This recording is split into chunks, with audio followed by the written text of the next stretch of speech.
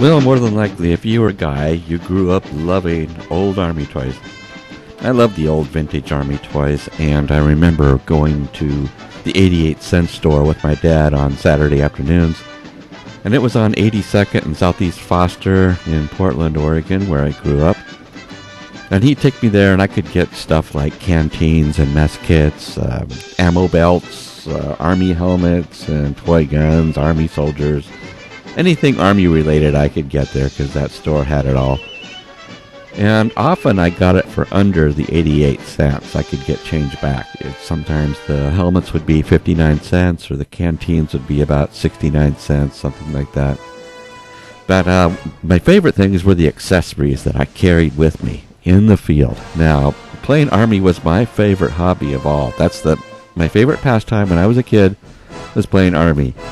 And whenever I'd get together with the guys on the block, more than likely the first thing they wanted to do was play Army. And we wanted to divvy up sides, who was going to be the Germans and who wasn't. But some of the stuff I really liked the most were the helmets, the Army helmets, and the canteens and the mess kits and the grenades and the guns and all of that. I can still feel the plastic strap of the Army helmets on my chin, especially in the summertime when you get all sweaty. It would start digging in under my chin into the skin and stuff, and I'd end up, loosening the strap because I just couldn't take it anymore. But it was, I could just smell the plastic. I can feel it on my head. Had a little netting inside so it would balance on your head, and sometimes you could feel it bouncing when you run. The mess kits were pretty cool. I loved those. I loved them because they were, a toy artifact of the Army days. But they weren't very practical in play because they had the plastic forks, knives in them, and they would, make a lot of noise when you'd run. So a lot of times I'd have to take that stuff out and just put it on my belt, just so it would look cool. The canteens were perfect. Sometimes a little chain on the cap would rattle, but that's okay. I would live with that. Nothing tasted better than anything that came out of a canteen. Kool-Aid was a big one. Water, just plain tap water from the house. It was perfect. You could smell the plastic. It was just, especially in the summer when it would get warm, you tip it up to your mouth and you could smell that plastic smell. And the water was, warm from being outside all day long, but it just tasted better than anything. And I remember the plastic grenades. Now, I had some really cool grenades. I had one that had a little metal pin on it, and I could, pull on it and then pretend to toss it. I didn't like to toss my toy grenades because, one thing, they're expensive, and they usually ended up in the laurel hedge or the bushes, or they'd go over into someone's yard and you'd never find them again. So I learned quick not to throw the real thing. We'd stuff pine cones in our pockets or put them in the little cartridges of the cartridge belt and throw those instead. We'd pull the grenade out, pretend to pull the pin, and then throw a pine cone instead. It worked out much better. There were other things too. Now, they had toy knives. Interesting, because some of these things I can't even believe that they issued them. One of them I had was absolutely deadly. It was really hard plastic, and it had a very sharp blade on it and sharp point, and it easily could have killed somebody, but nothing ever happened. Just had fun with it, played with it like a kid. Some of them had the collapsible blades. You could also get those at the 88-cent store. Those were fun to pretend to be stabbing and gutting your victims in battle. And I remember one thing that was really fun. I never had one, but there was a kid on the block who had this big bazooka. It was the Remco Bazooka. And I'll never forget this. It was the coolest thing I think any of us ever saw, and it would fire these real shells. But the thing didn't last very long, and it broke on his first day, and he wasn't even playing rough with it or anything like that. And it had a spring inside that quit working, so I was envious of that bazooka until I saw just how clumsy it was and how it fell apart so easy, and that was the end of me wanting that bazooka. But I was just crazy over anything that was Army related. I loved Army men. I must have had probably a couple battalions worth of Army men in my whole lifetime. And I used to collect them. not like there was anything new in a different bag. It's just that I had to have it because it probably had a different label, and it was Army related.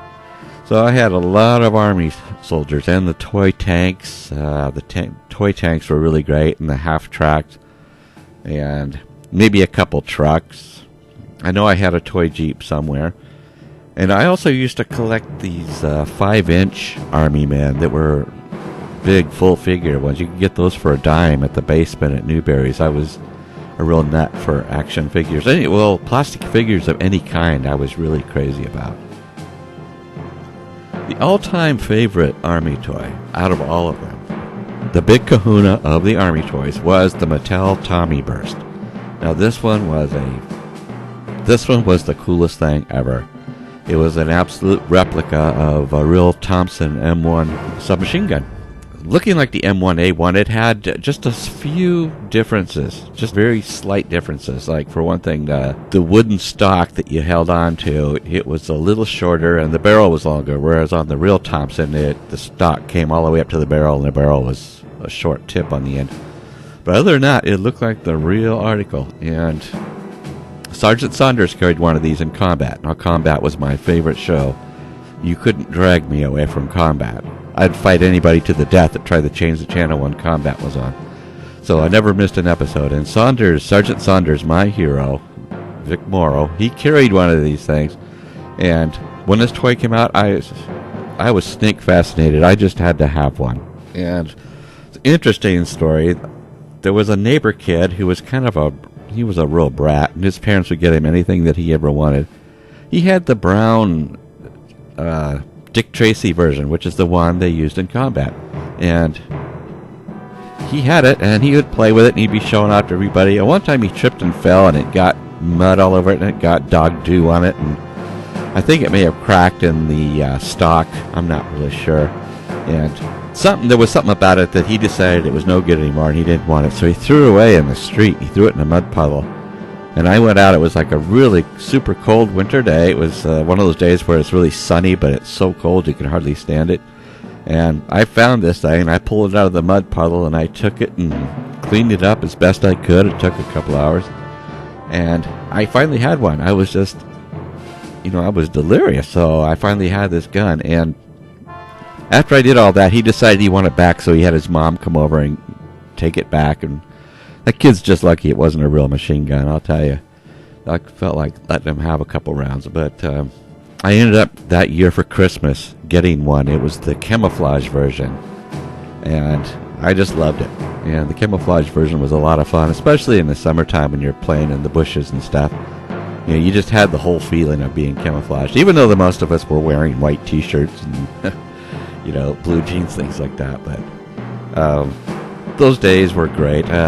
Playing Army again, there was nothing like it in the whole world, and I'm still envious of it. Think back on those days very, very fondly. Those were the greatest days of my life.